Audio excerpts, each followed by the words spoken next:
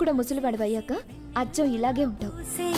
గుండెల్లో నీ ఊసే ఒక బాసే చేసే గుచ్చే చూపుల్లోన రవిచ్చే నవ్వుల్లోన నచ్చే వేళల్లోన మరు మల్లెల వాన ఓ దేహమై ఓ ప్రాణం చే నవ్వుల్లో గో గో. చే వేళల్లోన మరు మల్లెల వాన ఓ దేహమై ఓ ప్రాణం.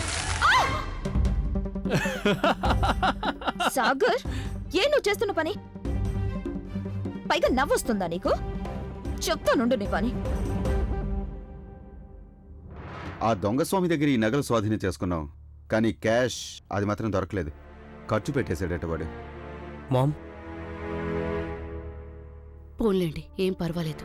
చాలు, వంశపారంపర్యంగా వస్తున్న కోడలు నగలు దొరికిపోయే ఇంకేం అక్కర్లేదు నాకు.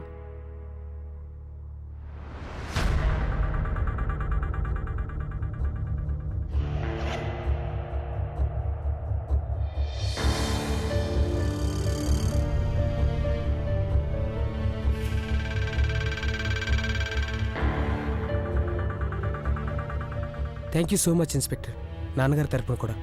థ్యాంక్స్ ఇన్స్పెక్టర్ గారు, థ్యాంక్ యూ. ప్రదీప్ వాళ్ళ నాన్నగారు ఈ విషయం తెలిస్తే సంతోషపడతారు. ఈ నగలన్నీ మీ వల్లే మళ్ళీ మా చేతికొచ్చాయి.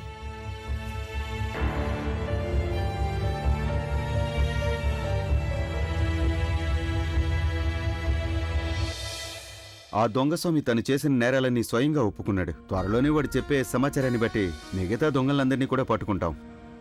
వాడు మీలాంటి వాళ్ళని ఎంతోమందిని మోసం చేసుంటాడు. ఇలాంటి వాళ్ళు మీలాంటి వాళ్ళ నమ్మకాన్ని తమ స్వార్థానికి వాడుకుంటూ ఉంటారు. నేను మీకు చెప్పగలిగేది ఒకటే, మీరిక ఇలాంటి దొంగసోముల మాటల మాయలో పడకండి.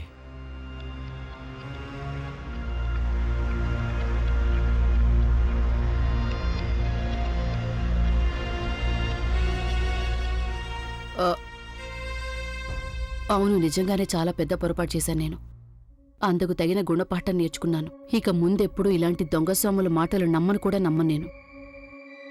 టీ తీసుకోండి. వద్దు వద్దు, ధన్యవాదాలు. నేను కొంచెం తొందరగా పోలీస్ స్టేషన్కి వెళ్లాల్సిన పని ఉంది. నేను బయలుదేరతాను. Thank you inspector. పదండి.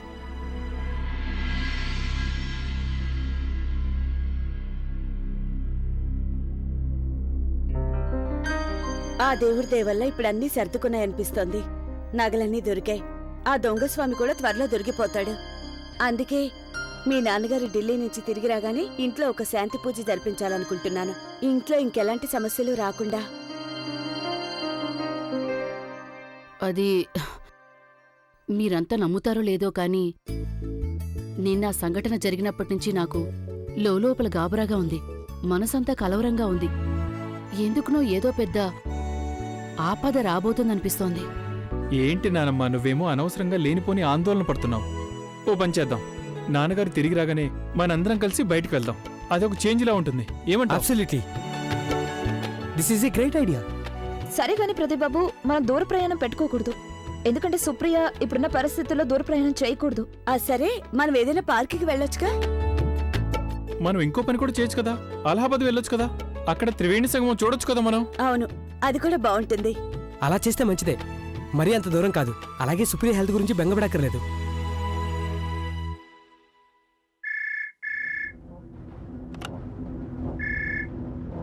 హలో,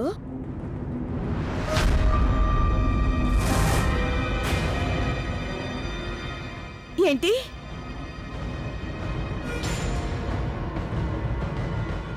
ఏంటి నువ్వు అంటున్నది? అలా ఇలా జరుగుతుంది?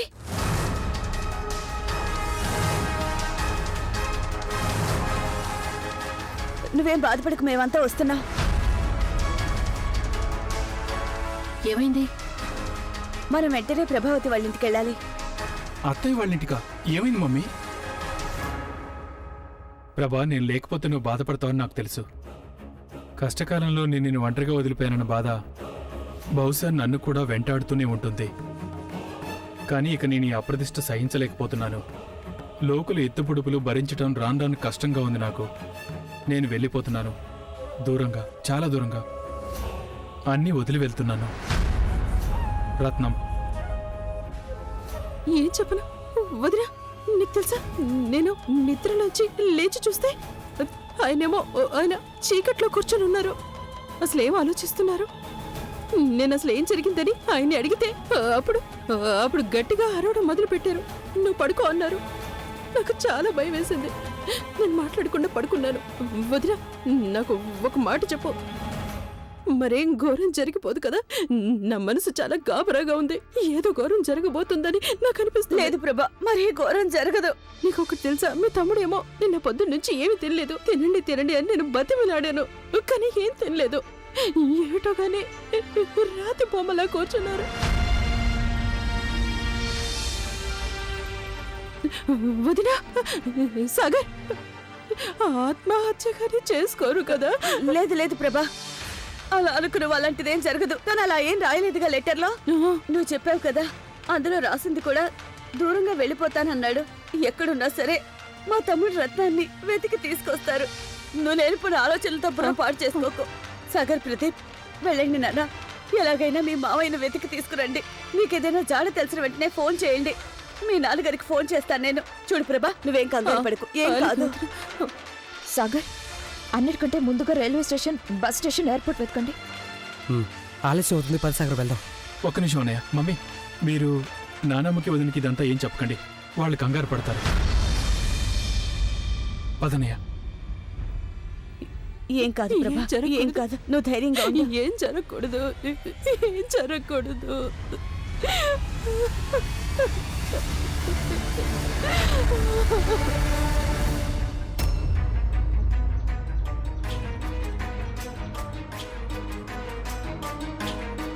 కొడుకు చేస్తున్న వ్యాపారం తండ్రికే తెలీదంటే నేను మాత్రం నమ్మలేను. రత్నం గారి అబ్బాయి చేసే వ్యాపారం డ్రగ్స్ వ్యాపారం కదా. వాళ్ళ అబ్బాయిని హత్యా నేరం కింద అరెస్టు చేశారు తెలుసా? ఇప్పుడు ఉరిశిక్షే పడుతుందో యావజ్జీవ కారాగారమే వేస్తారో తెలీదు. ఈ వ్యవహారం అంతా పై అధికారుల దాకా వెళ్ళిపోయింది. అందువల్ల స్వయంగా మీరే రాజీనామా చేస్తే మంచిదనుకుంటారు.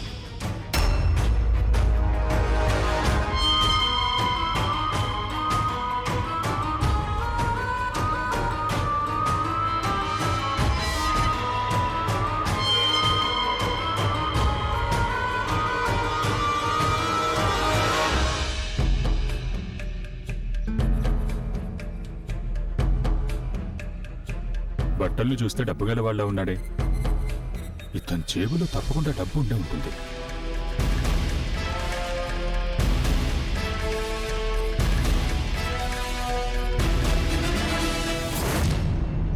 ఏమైంది సాగర్? అన్నయ్య, నువ్వు సమయానికి వచ్చావు. ఏమైంది? నన్ను ఇలా పోలీస్ స్టేషన్కి ఎందుకు రమ్మన్నావు? నేను బస్ స్టాపే కాకుండా రైల్వే స్టేషన్లో కొన్ని ఆసుపత్రుల్లో కూడా వెతికాను, కానీ మావయ్య జాడ ఏమీ తెలియలేదు. ఎక్కడికి వెళ్ళిపోయాడేమో. నువ్వు పోలీసులకు ఇన్ఫార్మ్ చేసావు కదా? ఇక్కడేమైనా తెలిసిందా? లేదు. అసలు ఏంటంటే అన్నయ్య, నేను ఇక్కడికి మామయ్య గురించి రిపోర్ట్ ఇవ్వాలని వచ్చాను. ఎందుకంటే నేను చాలా చోట్ల వెతికాను, నాకు కూడా మామయ్య జాడ తెలియలేదు. నేనేమో ఇక్కడ ఇన్స్పెక్టర్కి మామయ్య ఫోటో చూపించేసరికి ఆ ఇన్స్పెక్టర్ నాకు ఏం చెప్పాడంటే, ఇక్కడ దగ్గరలో ఉన్న ఒక బస్ స్టాప్లో ఒక డెడ్ బాడీ కనిపించిందని చెప్పాడు. నా అనుమానం ఏంటంటే అది మామయ్యదే అయి ఉంటుందని. వాట్? అదెవరైనా ఐడెంటిఫై చేయాలన్నారు. దాంతో నాకేం తోచలేదు. అప్పుడే నేను నిన్ను రమ్మని ఫోన్ చేశాను. సాగర్, అసలు నువ్వు ఆ డెడ్ బాడీని కళ్ళారా చూసావా? లేదు.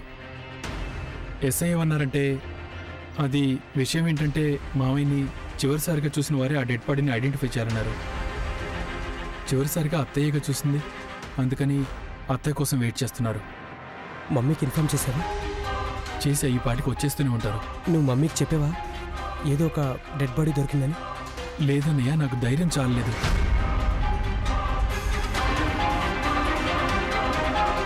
అన్నయ్య, ఆయన గురించి ఏమైనా తెలిసిందా? లోపల ఉన్నారా? సాగర్, మమ్మల్ని ఇక్కడికి ఎందుకు రమ్మన్నా?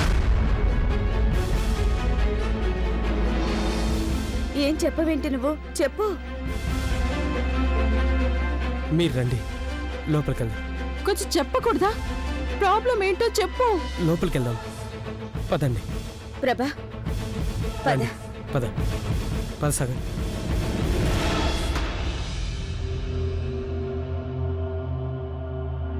ఇన్స్పెక్టర్,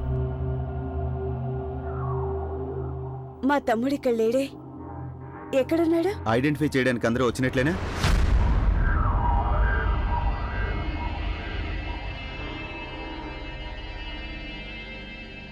ఏంటి ఐడెంటిఫికేషన్? ఏంటి మీరు అంటున్నారు? చెప్పండి. అరే మీరేం మాట్లాడరేంటి? వదిన ఆయన అడుగు. ఐడెంటిఫికేషన్ ఎందుకు అడుగుతున్నారు?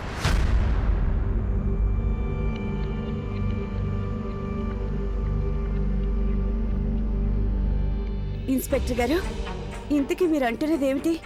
పొద్దుందాకా అంతా బానే ఉంది, ఉన్నట్టుండి ఇప్పుడు మమ్మీ మమ్మీ యాక్చువల్లీ ఇక్కడ దగ్గరలో ఒక యాక్సిడెంట్ జరిగింది. అక్కడ ఒక బాడీ దొరికింది. బాడీయా? వీలేదు. ఆయనకు అలాంటిదేం జరగకూడదు. ఆయన పూర్తిగా ఆరోగ్యంగా ఉన్నారు. ఆయన నేనెందుకు వెళ్ళి వేరొకరు బాడీని చూడాలి? నేను వెళ్ళిపోతున్నాను. ప్రభావతి గారు అత్తయ్య, చూడండి, కొంచెం ఆగండి. రత్నం గారికి ఏ ప్రమాదం జరగదని మా అందరి నమ్మకం కూడా. ఆయన క్షేమంగా ఉండుంటారు. అయినా కూడా ఒకసారి చూసి కన్ఫర్మ్ చేసుకోవడంలో తప్పే ఉంది. దానివల్ల ఏంటంటే అది రత్నం గారు కాదు, ఇంకెవరని తెలుస్తుంది. ప్లీజ్ ప్రభావతి గారు, లోపలికి పదండి. మీరంతా నాతో పాటు రండి ప్లీజ్. రా ప్రభా. రండి.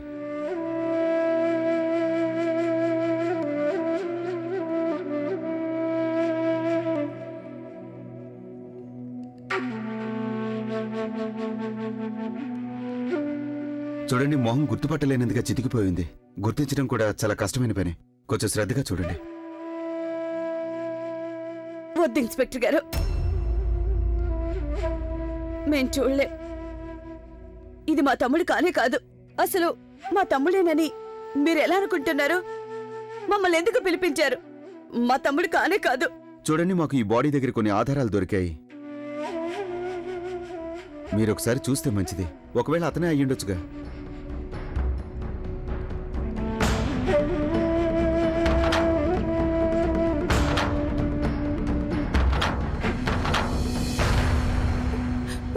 వదినా, ఇది ఇది ఇది ఏంది?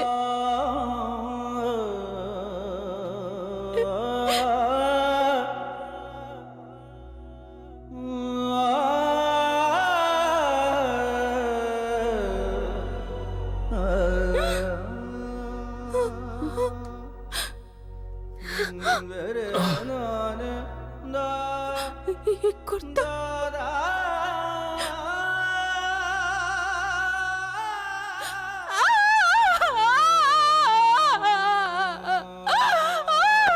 మమ్మీ మమ్మీ మమ్మీ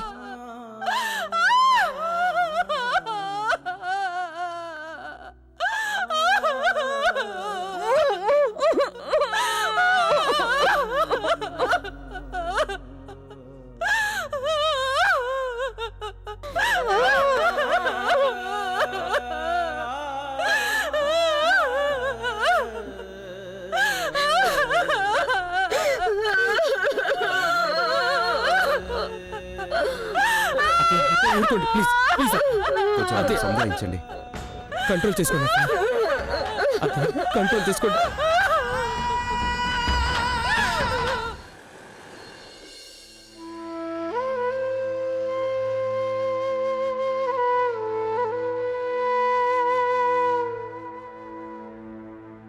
నువ్వు చేస్తావుగా సుధా? చేస్తానమ్మగారు. కానీ ఈ పని చేస్తున్నప్పుడు నాకెంత బాధగా ఉంటుందో నేనెలా చెప్పను. ప్రభాగారికేమో రంగురంగుల చీరలు కట్టుకోవడం, నగలు పెట్టుకోవడం ఎంతో ఇష్టం. ఆవిడకిలా చెయ్యాలంటే అత్తయ్య, ఇదంతా చుట్టూ నా వల్ల కాదు. నువ్వు కళ్ళారా చూడలేను అంటున్నావు కోడలా. కాని అదే మాలాంటి అభాగ్యుల తలరాత, కర్మ. అదే మా బ్రతుకు. వీలైనంత తొందరగా ప్రభావతి కూడా ఈ నిజాన్ని జీర్ణించుకోవాలి. ఇది సరిపోతుందా? చాలు. కానీ తన్నెలా ఒప్పించాలో అర్థం కావడం లేదు. నుదుట పెట్టుకున్న కుంకుమ, చేతికి వేసుకున్న గాజులు,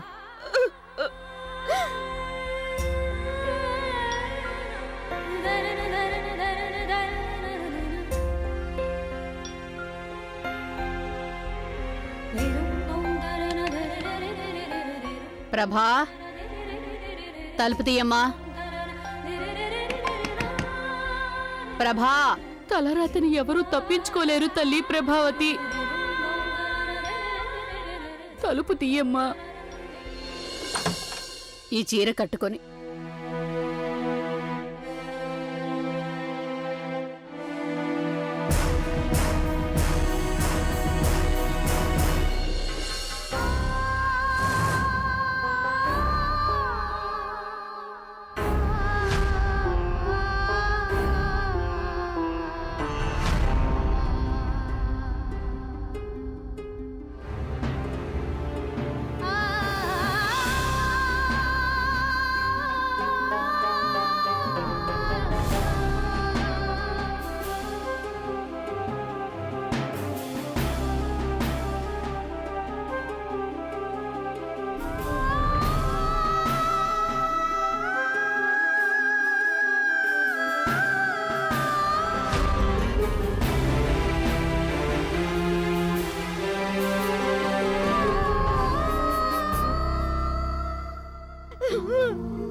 అమ్మా ప్రభావతి, నీ అంతటి నువ్వే ఇదంతా చేసుకున్నావా? నాకు భర్తతో కలిసి ఉండే అదృష్టం లేనప్పుడు ఇక నేను ఈ అలంకరణలన్నీ ఎవరి కోసం చేసుకోవాలి? ఈ నిజాన్ని నేను ఎంత తొందరగా గుర్తిస్తే అంత మంచిది నాకు. అంతేగా అమ్మగారు?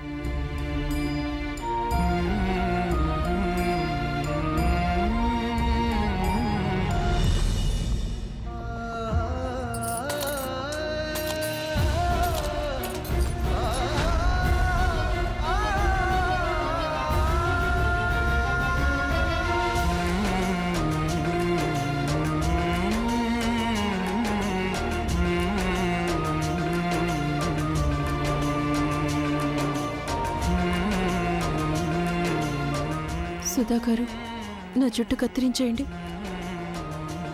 అలా నాకు విమోచన కలిగించండి.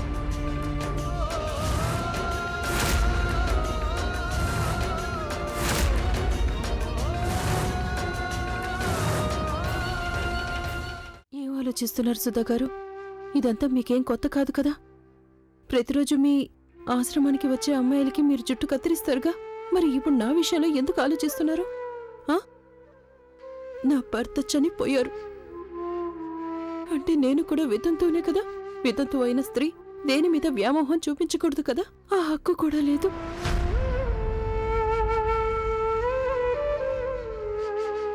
కదా.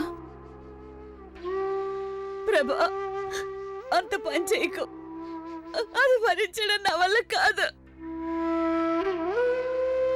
వద్దు ప్రభావతి గారు, అంత పని చేయకండి. నాకు వద్దని చెప్పడానికి నువ్వెవరివి? మా ఆయనకి నేను శ్రద్ధాంజలి ఘటించకుండా నువ్వెవరు ఆపడానికి? నువ్వు వితంతు అయినా కూడా నువ్వు జుట్టు కత్తిరించుకోలేదు కనుక నీలాగా నన్ను ఆచార సాంప్రదాయాల్ని ధిక్కరించమంటావా?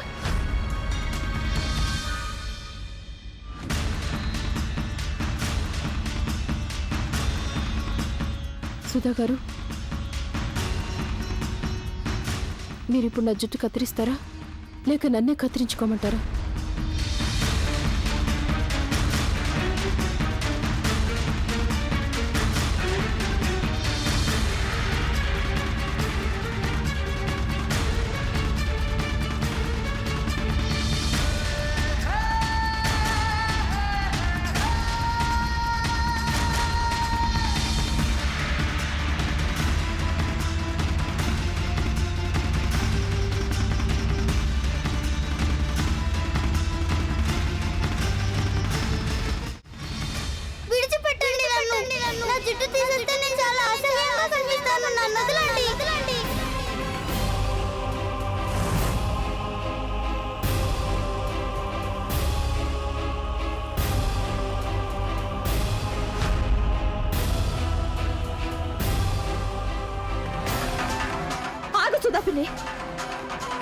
ఇక చాలా అమ్మగారు, హద్దు మీరిపోయింది. ఆచార సాంప్రదాయాలంటే ఎన్నాలని ఒక వితంతు ఇవన్నీ సహించాలి? అసలు ఎందుకు? ప్రభావతి గారు, నాకు తెలుసు మిమ్మల్ని ఎవరు బలవంతం చేయలేదని, స్వయంగా మీరే ఇవన్నీ చేయదలుచుకున్నారని. కానీ మీరు ఇవన్నీ చేసుకోవడానికి నేను ఒప్పుకోను.